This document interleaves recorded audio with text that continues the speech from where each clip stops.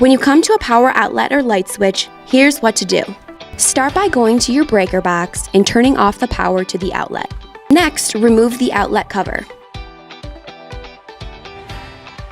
Install wallpaper normally, covering the outlet opening.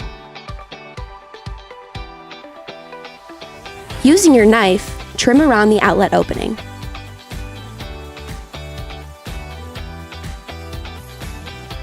Use your squeegee to smooth around the outlet. Reinstall the outlet cover and you are good to go.